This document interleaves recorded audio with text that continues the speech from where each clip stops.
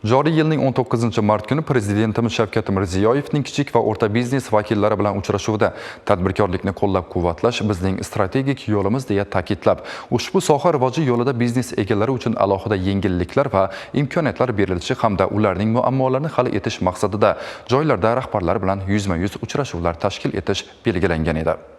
Shunga muvofiq Gurlan tumanida ham viloyat soliq boshqarmasi rahbari tomonidan tadbirkorlarning huquq va qonuniy manfaatlarini himoya qilish hamda ularning barqaror rivojlanishiga ko'maklashish maqsadida kichik va o'rta biznes vakillari bilan ochiq muloqot tashkil etildi. Hozir shu haqda Uchrashuvdan asosiy maqsad tadbirkorlarning muammolarini o'rganish, unga tegishli tartibda yechim topishda ko'makchi bo'lishdir.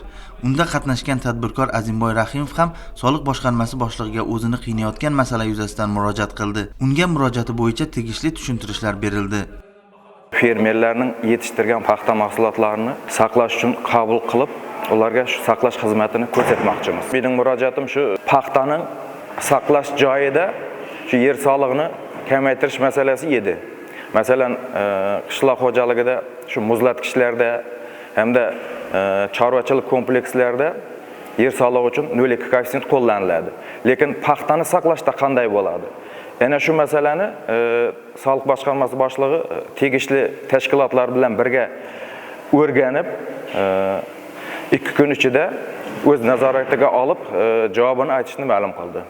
Soliq qonunchiligiga amal qilib, soliq va majburiy to'lovlarni o'z vaqtida to'lab kelayotgan va shu orqali mamlakatimiz taraqqiyotiga munosib hissa qo'shib kelayotgan bir guruh tadbirkorlar tadbir davomida turli xil nominatsiyalar bo'yicha munosib taqdirlandi.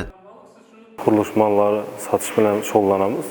Bu taqdirlanishdan biz yanada kuch oldik va yanada g'ayrat bilan bundan ham katta yutuqlarga erishgan. Aylanma mablag'larimizni yanada oshirib, yana ishchi xodimlarimizni ko'paytirib, respublika bosqichlarida ham yuqori marralarga erishishga harakat qilamiz.